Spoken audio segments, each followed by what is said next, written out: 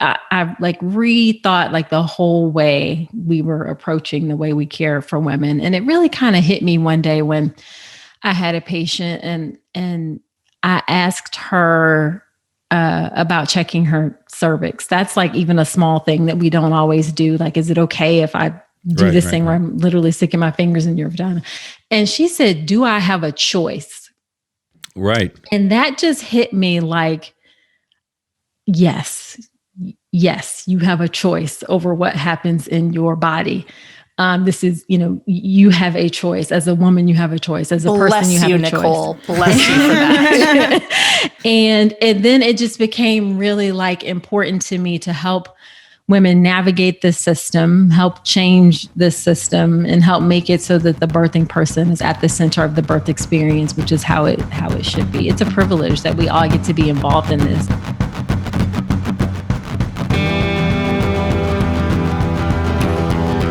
Hi, I'm Aaron Anderson, and you're listening to the Reinvention podcast. I'm here with Dr. Nicole Rankins. Thank you for being here today. Thank you for having me. And Nicole is fine. I'm not at work. So. Appreciate that. I'm also here. My co-host Tara Cortland is here. Yeah, I am Tara. And my lovely wife Jennifer Sakamoto Anderson has agreed to join us today as well. Hi. We're all in the same quarantine. Our families are quarantining together, so we're okay.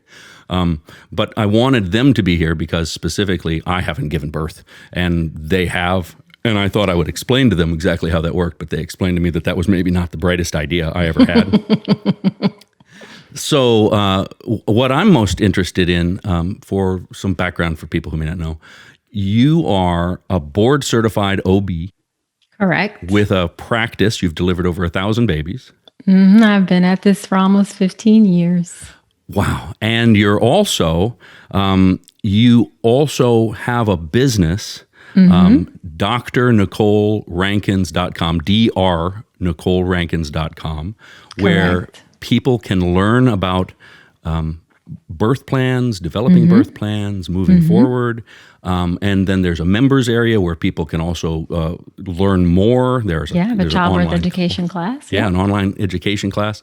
So I'm fascinated by all of this. There's a couple things that fascinate me in particular. One is the business aspects, sort of how and why you were able to do that. And then the other thing is you may be the most interesting person I've talked to in a very long time. You operate. That's a lot to live up to. Well, you don't know who else I've talked to. They might not actually be that interesting. It could just be a very low bar.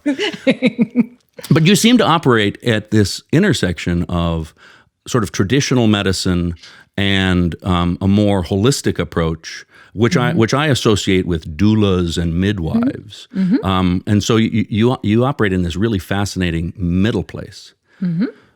So if I can just for a second talk about the business, about drNicoleRankins.com. Why did you start that? How did you start that? And when do you have time to do any of that? Those are all very good questions. So when I finished medical school, I did a research fellowship at and I went to actually residency. Sorry.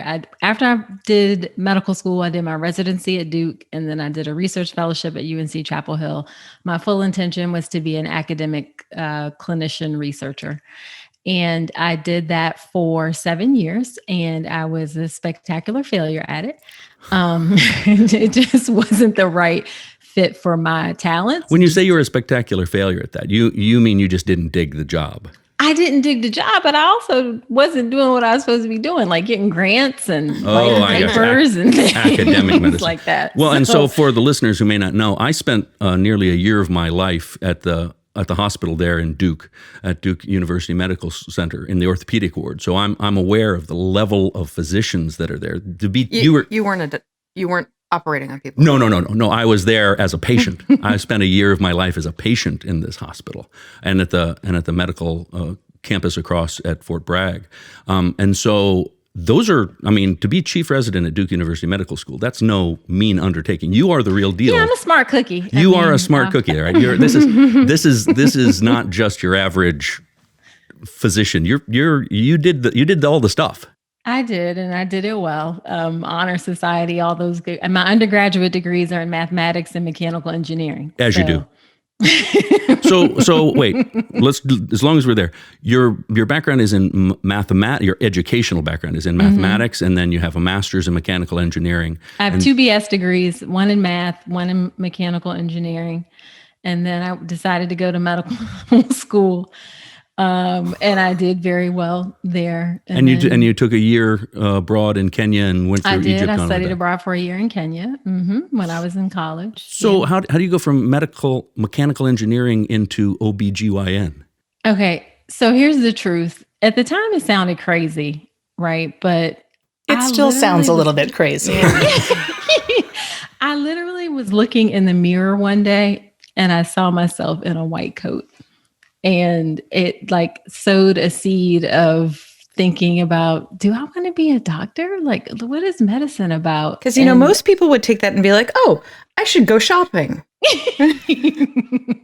I need a new white coat. And maybe some shoes. And that's how it all, and I ended up just doing engineering. I always liked math. Like math was always my favorite subject. So I have a really important question. Yeah. Please tell me that you like flunked 3rd grade math, 5th grade math, something so that the rest of us can feel like there's some hope for our children, that like you can still become a mechanical engineer and a doctor.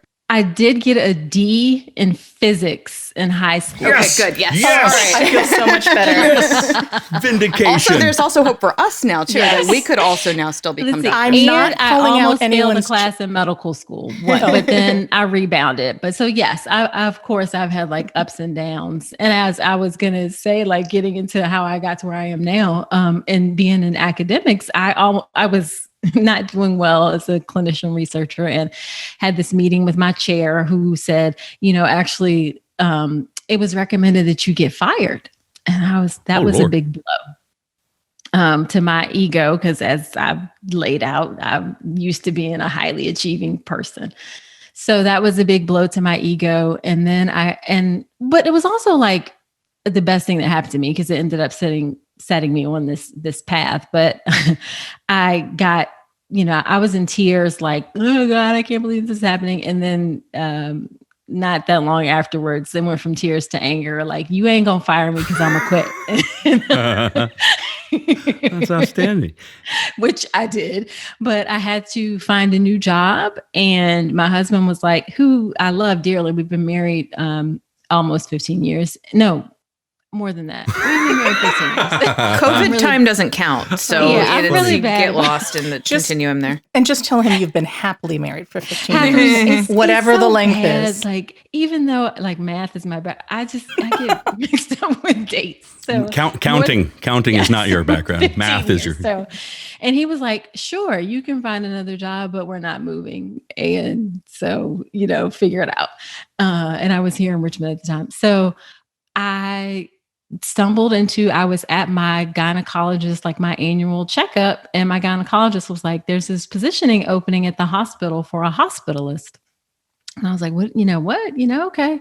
And that's where I work shift work. So I do 24-hour shifts at a time, and I do roughly 7 of those a month on average. Which hospital?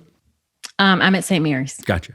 And before that, I was a Henrico Doctors. So when I first became a hospitalist, I was a Henrico Doctors. And then I moved to St. Mary's. I was born at St. Mary's, and it was more than 15 years ago, by the way. But I still think you should take credit for it. So see, I turned out just fine, and I think you should get total credit. Well, and our first child was born at St. Mary's, and our second 2 were born at Henrico Doctors Hospital. Okay. So yeah, I've worked at both. So take credit for all of our children there. Yeah.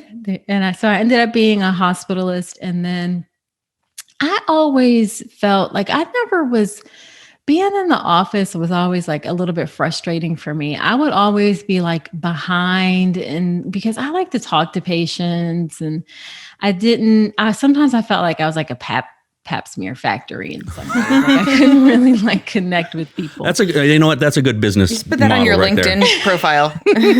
No, I think you start that pap smear factory. So I decided I was just kind of looking for different things to do. And I actually initially pursued being a health coach. Coaching is like all the rage these days. A few years ago, and this was now, 6 years ago, I guess. It was just starting to pick up. So I went back to Duke and got what I said was going to be like my final training. And I became trained as a certified integrative health coach through the Duke Integrative Medicine program. Gotcha. And what is integrative medicine? Yeah, so integrative medicine is a more holistic approach to medicine. So looking at not just like the physical health, but also mental, spiritual, emotional, how your environment affects your health. It's like not saying quote unquote alternative medicine is alternative, but incorporating it into what we do.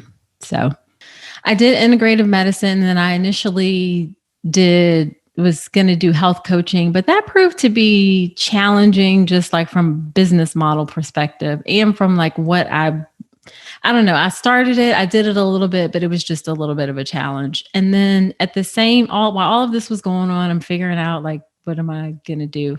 I fell in love with being a hospitalist. Like I love being at birth and being able to help women through a very special time. It's really is a privilege to do what I do. And before that, I had mostly worked at places in academic centers with residents. So I didn't have like as much hands-on experience. So when I did, but like I was more supervising. But now that I was the one and I was in, it's like, I really love this. So, and then I'm also a podcast junkie.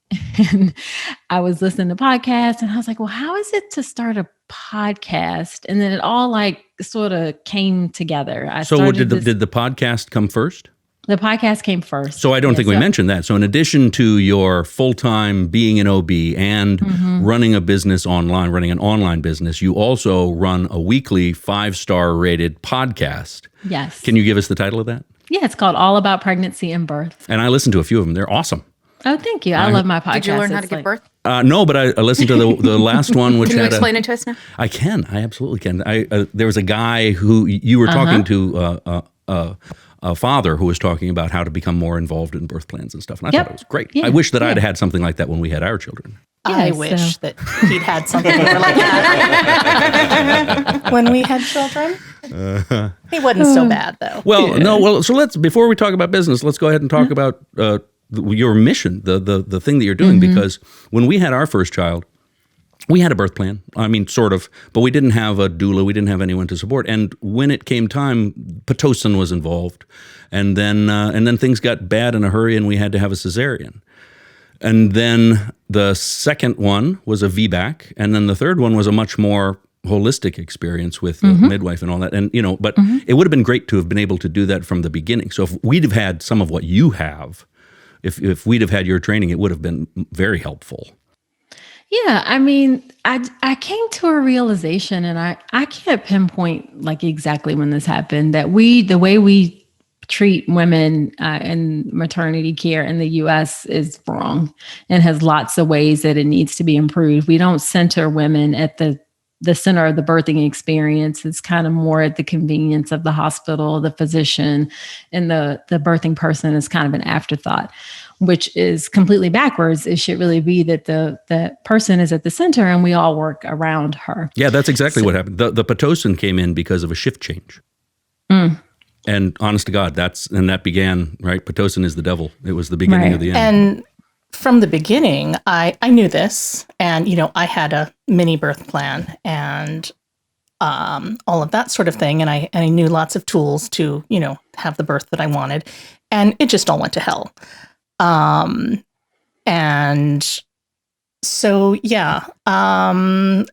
having a more focused approach and being more supportive during my first birth would have made all the difference, because what was deemed an emergency C-section, I subsequently, got into some birth work myself and realized it wasn't really. There would have been various ways to avoid it, and they just weren't utilized. So. Yeah. So or the 5 o'clock C-section because the doctor has to go home, or those kinds of things. So and I didn't necessarily start. I don't think I've ever been like a bad physician. I hope not anyway. Well, let's not admit it on the air if you were. There's maybe somebody from the beginning of my career who's like, yeah, I know you and you weren't that great. But I used to roll my eyes at birth plans. It was like a running joke that it's an express ticket to the OR, and why do you have a birth plan? And when I think about it, it's like, God, that is awful. It's the culture that we were trained in, right. That environment that we were trained in, that birth plans, and it makes no sense because it's like, it's not my experience. It's their experience. It's something that doesn't happen very frequently. Of course, people have wishes about how their birth should go. And now, of course, I'm on the flip side where I teach how to write a birth plan. So we really just have to I rethought the whole way we were approaching the way we care for women. And it really kind of hit me one day when I had a patient and I asked her about checking her cervix. That's even a small thing that we don't always do. Is it okay if I do this thing where I'm literally sticking my fingers in your vagina? And she said, do I have a choice? Right. And that just hit me yes, you have a choice over what happens in your body. This is, you have a choice. As a woman, you have a choice. As a person, you have a Nicole. choice. Bless you for that. and then it just became really important to me to help women navigate this system, help change this system, and help make it so that the birthing person is at the center of the birth experience, which is how it should be. It's a privilege that we all get to be involved in this, and we should look at it as such. So I never thought about this until we started prepping for this interview, but where did this come from? This is a new thing that you have a birth plan and that you're supposed to have some say in your experience. Because, my grandmother talked about going in to have baby, and you go in and that's the last thing you remember because they knock you out and you come to with a baby a couple days later, right? And I was a natural childbirth baby in the 70s, but that was new and weird and only hippies did it. Right. And now, when I went in for baby, it was the same thing. There was a birth plan and there was an idea, and you talked about doulas and Lamaze and again, all of it went to hell. And I was a Pitocin pregnancy too. But this idea of birth plan and having some agency in it, is that completely new in Western civilization, or is that only new in recent history that it used to be this way and we got away from it and now we're back to it? Yeah, it used to. When women had, it used to be that men weren't a part of birth, physicians weren't a part of birth. People gave birth at home. Sorry. People gave birth at home, and there were midwives who were skilled and trained and all. But you just things. Try not to die, right? There's no did you have a pleasant experience? Are you alive? Good, then it worked. So the question is, when did it become a goal to have a pleasant birth, not just to have a successful birth, but to have one? I think a lot of it is part of it is medicine has changed. Part of it is society has changed. So physicians took over birth in the early 1900s, moved it into the hospital, took away agency, took away control. It was mostly men who were physicians, women. And along with what happened in society, women don't know what's good for them. We need to tell them what to do. And that's how that thing sort of happened. And then as we've gotten more women in the profession, and just as our society has evolved in terms of women's rights and beliefs and things like that, that's how things have grown. And then social media has helped because people have been able to get that message out there. And to be honest, physicians have been quite behind in utilizing social media. So there was a whole lot more information and stuff out there about, you don't have to have this experience. Things can be different. You can have control. You can have more say in your birth and have a different type of birth. So I think that things have kind of gone together. And I think there are lots of physicians who understand that we need to do better. And then there are lots of physicians who don't. And that realization for you happened when you were with a patient and she seemed to be surprised that she had consent at all. Yeah. That was one of the things, but I just think just over time. And then I should mention, I also had this experience myself of having a preterm birth at 32 weeks. My daughter had a rare intestinal malformation. It happens 1 in 7,000 pregnancies. She had to have surgery 3 days after she was born. She was in the NICU for a month. I had a C-section with inadequate anesthesia. Oh, God. So there lots of things and experiences. Now, your daughter's fine now, right? She's 13. She's 6 inches or 7 inches taller than me. She's a smart mouth, all of those things. She's fine in that way that 13-year-olds are. They're never actually fine, but yeah. Thank you. Yes. Yes. So lots of experiences just kind of built upon we have to do better. And then just over time, the podcast happened. I mean, I wish you could do like the Wayback Machine and see like my website when it first started, when I was in the beginning. But over time, the podcast grew. And then just, I've always been pretty good at like teaching and education. So the childbirth education class grew out of that. And now here we are. So it wasn't a business plan. It was sort of an ongoing progression into this business aspect. It was an ongoing progression. As a matter of fact, I had the podcast for a while before I even talked about the fact that I had this course. It was like I was just doing so the course didn't exist. You had the podcast. I had the podcast, and then the course came very shortly thereafter that. And what? So you started the podcast. Was there you just wanted to reach out to more people and talk to them about the things that you were doing and the sort of so I didn't like that there weren't sources of information on the internet that were always reliable. And so I wanted to be a source of reliable, evidence-based information and just really not neutral, but like just fact-based and presenting information in a way and allowing people to make decisions for themselves. And I had no idea where like this would go. I got like a guide and I didn't have goals for downloads or anything like that. But now it's pretty consistently within the top 30 parenting podcasts. It's been downloaded almost 500,000 times at this point. I mean, there's nothing else like it. I mean, a physician who's doing this. There are other birth podcasts, but you're, as near as I can tell, you're the one.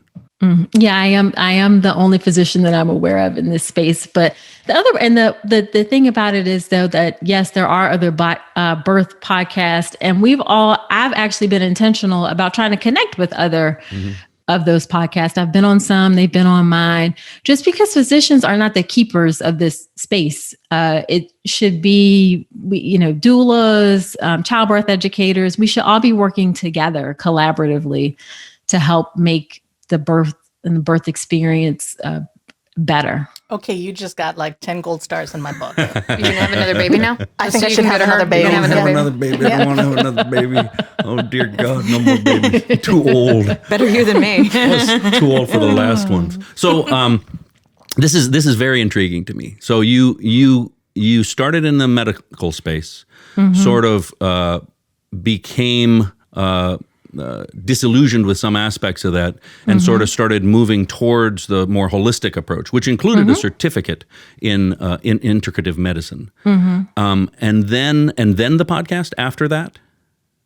Okay. And then the podcast was really reaching out. You were just trying to talk to people. You didn't really have a business plan. You were just trying to talk to people. And then there was a course that came about. How did that come? I mean, how does this stuff develop? You said, if I could go way back, that it wasn't as polished as it is now. You iterated. Yeah, I don't know. It was just like a natural thing to me. Like, I'm delivering babies all the time. Like, that's what I do. I should do a childbirth education class. And I noticed how many people came in completely unprepared and having no clue of what's going on. And a birth plan is birth wishes is more accurate because no one can plan birth except the baby. And the baby does not tell us what their plans are. So you have to be able to understand that birth is unpredictable. And you have to know how to ride those waves in order to feel good about the experience and have a great experience. And I realized that so many people didn't understand that the two biggest things that are going to influence your birth are the way your provider or your doctor, whoever approaches birth, and the way your hospital approaches birth. And you have to understand those before you get to the hospital. It's too late to show up and be like, well, I wanted to do like walk around. And they're like, well, we don't do that. So it's just really like helping folks understand and ask those questions ahead of time so that by the time they get to the birth experience, that it's not like a surprise and they've talked about their birth plan and they just much more empowered with information. Right. And so working physician, step into this new space of, not a new space, but a new angle of doing the work that you were already doing. Starting a podcast, just talking to people, then a class. And so the class started first, or the free online stuff started first? They all did like they all came together. Like my free online, the birth plan class is like a part of what's in the whole childbirth education. So one of my questions was, how do you have time to do this? But you're saying it came together slowly over time as you were just slowly over time, and the fact that like I work 7 24-hour shifts. So I have day like here, I'm here today where I'm not working. So I had that time. Now I did eventually have to get help. So you've met my assistant, Kelly. Mm-hmm. Kelly, I have help with social media. I have help with, I initially built my first website myself, but then I got somebody to do websites. So eventually I have added help because like I want to stay happily married and involved in my children's lives. So see your children every once in a while. Aaron, you should probably take some pointers. Yeah. Put together a podcast. I'm going to just be sitting over here. Well, so you have, it's fascinating to me because you have built if you look at your website, it is almost a textbook example of what you would call a personal branded business. So you do the thing, you talk about the thing, you give the free stuff away, and you also then have an entity, the webpage, that allows you to collect email addresses and contact information, and you can sell things. And you've done what's a very sort of, again, a sort of a textbook business plan. There's a price, and then there's a half price, and there's members areas. You could. This is the beginning of an empire if you wanted. You could write books and you could have empire. No, but no, I did. When I first started this, I wasn't intentional about like, this is a business. It was like sort of a thing I was doing on the side. Now, then I started like doing, like educating myself. So I did an online like business. Clearly will take a class. We laid out all the things. So I learned how to from Marie Forleo. She's someone in the business space. She has this thing called B School. So that was like how you do it. Okay. And then Amy Porterfield, who has a business podcast, and she had a course on how to do a course and how to do webinars. So I invested in some of those things, and then finally was like, okay, if you're going to do this, then make it a business. And then I had some sort of like mindset, I guess, things to overcome, because it was like, I already am financially well compensated with what I do as a physician. So then I have this online course thing. Like, how do I charge people for that? And like, so it wasn't a side hustle, like trying to make money. That's the wrong way of thinking about it. This was an extension of your mission and getting the word out. And at a certain point, you realized, okay, this needs to be structured in a way because you, in order to do it right, you are going to need help. And in order to get help, you've got to generate enough revenue to do that. Because your courses don't cost a lot of money. I mean, they're not.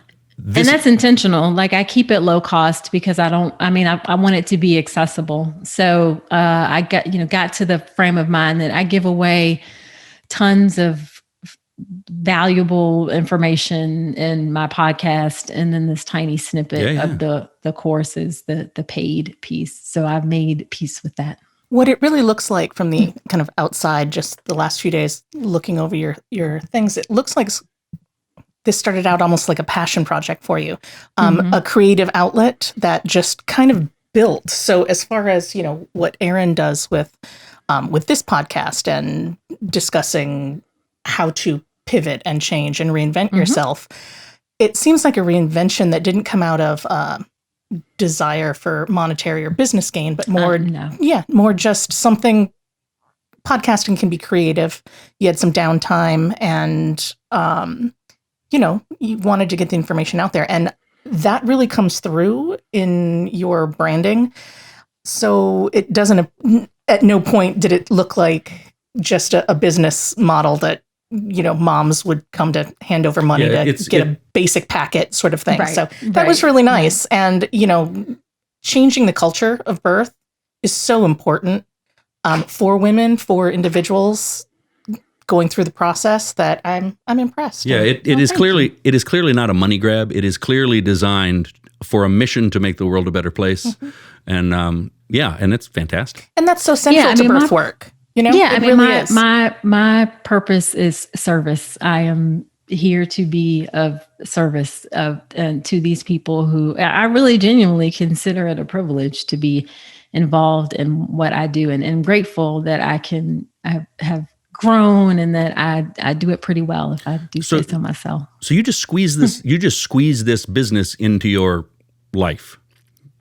You don't make any allowances in your practice for, well, I got a podcast. I'm sorry, I can't help you today. No, it just C-section because I got to go do my podcast now. No, it just kind of works. I'm able to work the schedule. Like tomorrow I work 24 hours at the hospital. So I usually plan out my week ahead of time. I know how things are going to go. So that's fascinating. I just, honest to God. So Tara Casey wrote me to talk to you because she was so impressed by what you did, and I'm so impressed by what you do. Oh, thank you. Tara and our kids go to school together. So. Oh, well, she says nice things about you anyway. So is there a job like birth advocate at hospitals? I mean, there isn't one, is there? Like, so Not you just really need to really. trust that your doctor or interview your doctor well enough that your doctor pays attention to your birth planning, your wishes, and your and your agency. There's no job at the hospital where someone on the hospital is in charge of making sure that people are paying attention to you. No, that's why you maybe there need should to, be. There should be. You need maybe. I mean, That's why you hire a doula. A doula can be a great help with bring that. your mom but in with you to be like, get down here. No, I tell everyone you need to have someone who is able and ready to advocate for you on your behalf if need be, because you may not be able to advocate for yourself when you're in the throes of labor. So, an important part of that is understanding the process and educating yourself. But ideally, the ideal circumstance, honestly, is that you don't need a birth plan when you go in the hospital because you've already know and trusted that things are going to be well. So that's like my end vision. We don't have to write like extensive birth plans because we're already putting women at the center automatically. There's still so many other factors, though. I mean, just having had 3 hospital births myself, the nursing staff walking in, it is just a roll of the dice. Our third baby, I walked in and my midwife leaned over and said, I have really good news.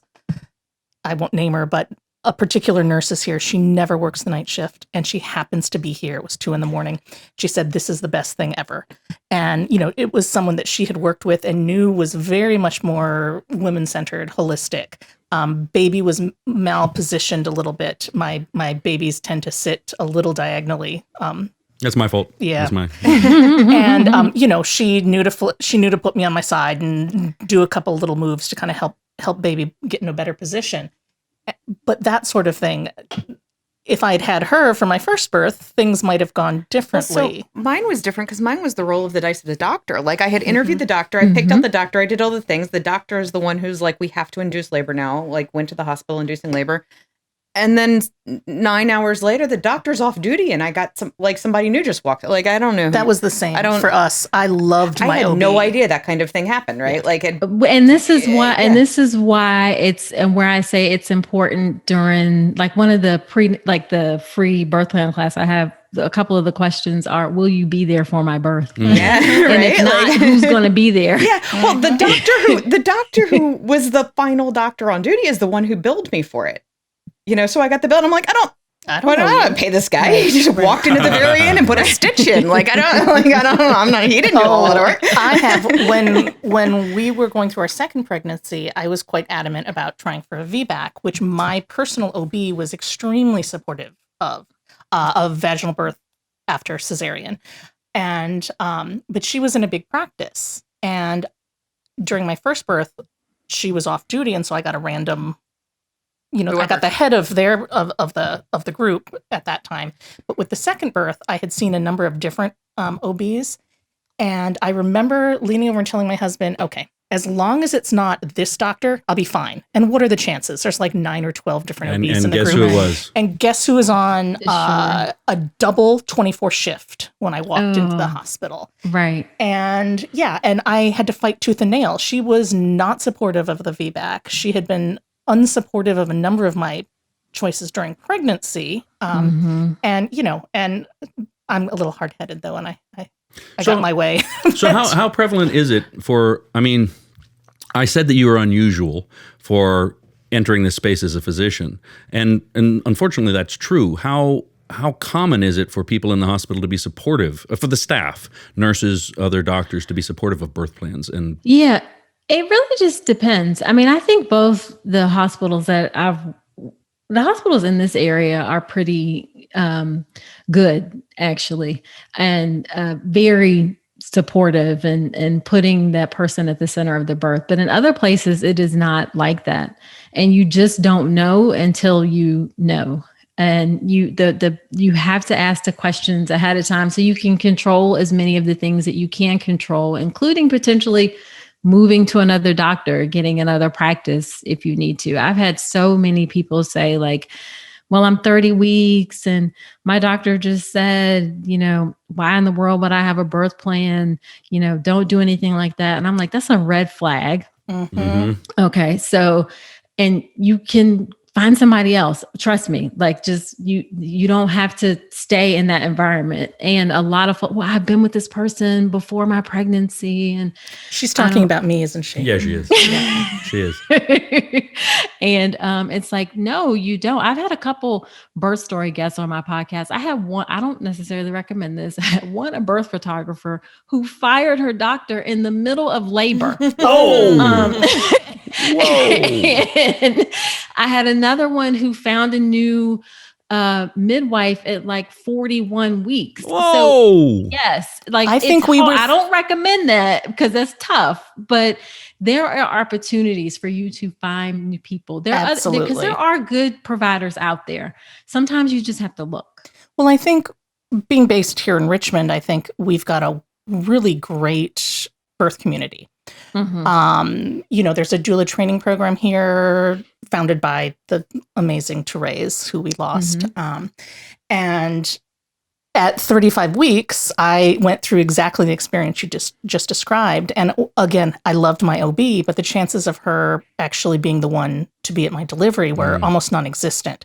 And so at about 35 weeks, I switched over to Nancy Giglio and Dr. Fitzhugh, who it was the best decision I'd ever made. And in fact, just last night, someone on one of the boards had posted, has anyone ever changed OBs at 32 or 34 weeks? And there were a dozen of us who came out of the woodworks, not all Nancy moms, but, who had switched for exactly the reason that you said. If you're not comfortable, if you're having doubts, especially if you've had just a normal, pregnancy, there is no reason why you can't find someone who supports you and the birth that you want to have. Right. So it's well, and really all nice. this information is on your website and your podcasts. That's kind of the cool bit about it. We, normally would do a podcast like this, and I would ask the guests if there's any information they wanted to relay. But you have these other channels to relay things to all kinds of people, and I would encourage all of the people who listen to this or watch this to go to drNicoleRankins.com and listen to the podcast, because the information there, I dearly, and I say this with all honesty, I dearly, dearly wish I had had access to this when we were having our first child. 100%. In fact, Well, I've already recommended you to a number of the women in my mommy's groups, which I'm still a part of, even though our youngest is 9. But it's such an important body of work for women to have access to this information. So, well, thank you. Thank you. I love what I do. I have a heart, soul, and passion for this work. And it is really nice. I get stories sometimes of people who say, I listened to your podcast, and because of that, I pushed for realizing that my blood pressure was a little bit elevated and I needed more testing, or I decided to change doctors, so it really has been really nice to reach people in a way that I hadn't anticipated in a broader fashion. Because that's probably one of the biggest things that I wish I could handpick everybody. Like, yes, I know this person. You should go to that person in this city. Yes, and yes. I can't. Do you is there anything that you would like to share that you don't get to share on your own channels? Because this would be a great place for it. Otherwise, I'll ask you some final questions. No, I don't. I don't think so. Do you want to tell us who all the bad doctors in Richmond are that everybody should avoid? Oh, we all know. We'll put a little bar across your face so no one knows it's you saying it. Just pretend to talk for a second, and I'll just put a lot of beeps. I will say for the most part, in the Richmond, between Henrico and St. Mary's, lots of great options and physicians at both places. So, and nursing staff. I mean, every place has its, one That or was two. fabulously politically correct, by the way. Yeah, like every place has its one or two, I'm not going to. Oh, tell us who they are. Come on. No. The ratings will go up if you do that. And the lawsuits will come. But this is a good place to have it. I love, and St. Mary, they're both great. St. Mary's, where I am now, I love. The nurses are trained in things like spinning babies. I work side by side, and I work actually in Rico too. Spinning babies? The hell is Spinning babies. Spinning. All right. Can you tell us what that is? Yeah. So No, let her tell us. She's the doctor. It's a company. I can't remember. Gail, her last name starts with a T. I can't remember it off the top of my head. But she has this. She's a midwife, and it's like position changes in order to help facilitate a vaginal birth. Picturing a little merry-go-round. Pre-birth. So they're not taking. They're not. I'm picturing. No. It's like an after during birth thing. labor, and it's like you put the leg over here. Yeah. Like the nurses are trained in those techniques, and What my nurse at Henrico Doctors did for me when I needed it. Oh, So that you sounds can- like a good Do you idea. have to get your whole arm up? Like, how do you? No, they just do external. yeah, it's like external. You have to see it to like. So there's a more invasive procedure, a version, where, if you've got a breech baby pre-birth and you can actually do some manipulation You should ask her into to the tell us. baby. But spinning babies she's is right. It's like but it's spinning techniques babies to is try and like move babies around. Okay. Yeah, I like the merry-go-round idea That's better. I think awesome. it's- Yeah, so we lots. we of, stick lots 40 of weekers good on things. tilt-a-whirls. Yeah, and like just that, Spinning babies. Okay. So Sorry, carry on. if they're Wait, I have a question. Okay. I have a question. Yeah. So what now? How are you planning on doing any expanding of, or are you just are you going for the keeping on empire? with- You can Yeah. have the empire. I'm happy to tell you how to do an empire. Oh, mansplain to her how to have a very- good birthing business. Yeah, I can Erin. do that.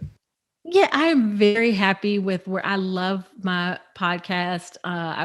Sometimes I wish I could do 2 episodes a week, just because my favorite episodes are birth story episodes. I love talking to people about their birth experience because it gives me a view that I don't always, that I don't have when I'm part of it. So, but that I don't have the time completely for that. But no, I'm just like growing now and just trying to reach people. Instagram is like my favorite social media place. So I do things Ooh, like Awesome. I haven't stories and watched. things I on haven't looked at your Instagram. Insta yet.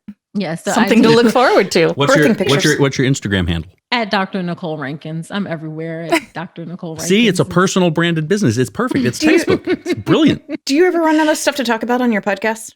Mm-mm. You'd be like, what? I like, because you're saying, you'd like to do 2 podcasts a week. And I'm going, oh my God, how do you come up with 2 things to talk about every week? Because Yeah, I'm a writer and I can't, Right. I don't have that much to talk about. I got like You'd one be thing to talk about a week. Sometimes.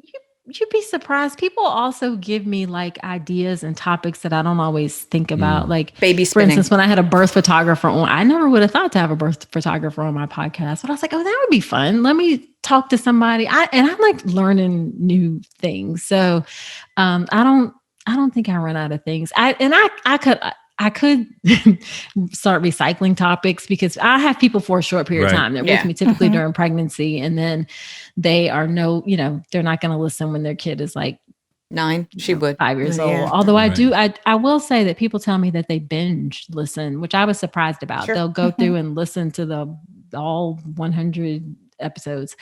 So I can't like completely recycle, but That's I can awesome. certainly. I update highly things. recommend popping on your podcast and doing your 2-mile walk around the neighborhood. You can do that every day and You walk while you're binge on pregnant? Nicole.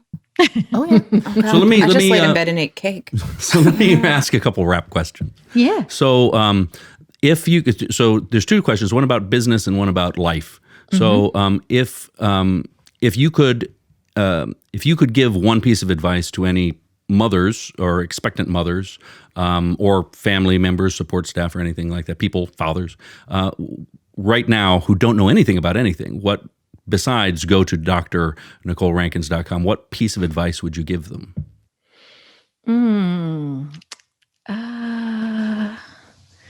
That's a tough one. You can give more than one. Okay. One, think about hiring a doula. Mm-hmm. Doulas provide physical and emotional support during labor. It's research backed, will help improve outcomes. They can be a great advocate for you during your birth, especially if you want an unmedicated birth. So think about hiring a doula. And all you fathers who are listening, they are the best thing ever because they take a lot of pressure off of you because you don't know anything about anything. Yeah. So think about putting it on your birth registry as a gift because I know it can be an investment. Oh, that's a genius. Brilliant. Yeah. So babylist.com is I'm not affiliated with them, but you can put anything on your registry at Babylist. So say, hey, I want, $150, $200, whatever towards my doula. So you can do that. And then just do childbirth education. It doesn't matter find whatever works for you. There are lots of options out there now. There are lots of online options, in person, whatever works for you. But sometimes you have to be careful with the hospital-based childbirth education because they're trying to get you into their system. Yeah, to be a good patient. Right. Oh, yeah. We did that with number one. Okay. Yeah, we did. Yeah, we did the whole thing wrong. You do have to be careful about that. But do some childbirth education to empower yourself with information so that you can be prepared and you can be ready. Because again, especially for low risk women, birth should be. It's not like it's a natural thing. It's not a medical disease. It's not, it's a natural thing, but it is unpredictable. And sometimes, and most of the time things go well, but sometimes that journey to getting well isn't exactly what you expect. And that may be something as simple that, oh my God, I was in early labor for 4 days, and are you describing my life again? Yeah, we were in labor a long time. Went into labor on Tuesday, prodromal labor, and then baby was born Friday night. Okay. See, and not understanding that is normal. That's sometimes how it works. And so knowing those things are possible, you're so much better able to deal with them. And then it can even get to the intense extreme of, if you need to have a cesarean birth for whatever reason, you feel more comfortable because you're informed, you are respected, you participated in the decision. Because honestly, when I talk to folks about what makes them feel at peace, what makes them feel good and not like they had a traumatic experience, it's that they were respected, they were involved in the process, they had some understanding of what was going on. So if you can do those things and educating yourself ahead of time is how you do that. And it doesn't have to be, and I'm this is the 12-minute answer to your question, sorry, and it doesn't have to be tons of you don't have to read every book. You don't have to follow every person. You don't have to listen to every single podcast. Just pick 3 or 4 things that resonate with you, sound good to you, and then just follow those. Yeah. And then the other question, the final question is about the business aspects. If you could go back in time, in the way back machine, when you were first starting this, what advice would you give yourself now that you know what you know about moving hire forward? help sooner than you think? Oh, that's good. That's good. Because you're giving yourself time, right? Yes. Your time is your most valuable resource. So right now I focus my time on the things that only I can do, which is my voice and talking on the podcast or being on video. And then I try to aggressively give things away that I can't, that someone else can do, like scheduling things for me, like sending emails, doing social media graphics. And as a type A person, that was a little bit hard for me to let go of. But then I finally realized, oh, wait, these other people are actually a lot better at this stuff. They should be doing it. I need to focus my talents on what I can do and then hire other people who can help me and use their talents. And we work together to save yourself time. Mm-hmm. Right. Yep. And I guess this would be the final question that I didn't say I was going to ask. If to the people who are listening, so my podcast listeners are trying to reinvent their lives in some way. Most of them are artists or designers or freelancers who've reached a place in their life where they're trying to make a little bit of money. They didn't know they needed money because they were going to follow their art, and they did that. And now they'd like to pay the rent and things like that. Right. So to anyone who's thinking about, because you've created a side hustle, which isn't a hustle. I mean, you've built this other aspect of your professional life. What advice would you give to somebody who's contemplating taking a leap like that? I would say take it. and give it some time. It doesn't always, this for me developed over the course of 3 years that I got to this point where I am now. Sometimes it takes a little bit of time to get there, but believe in yourself and invest in yourself. Sometimes that may be some education, to whether that's, free or paid, to learn some skills or things so you understand how the online world works, or whatever it is that you're looking into works. But invest in yourself, give it some time, go for it. I always say that you get clear about things, or clarity comes from doing things, not from thinking about things. So you don't have to have the whole plan going in. Just go. No, you just have to do it. Sometimes you figure things out. Sometimes you make mistakes, and it's how you're you only supposed to recover make from mistakes sometimes? Dang it. Dr. Rankins, thank you so very much for being here. Thank you for having me. I appreciate your time very much. I'm going to hit the off button on the recorder Okie here. dokie.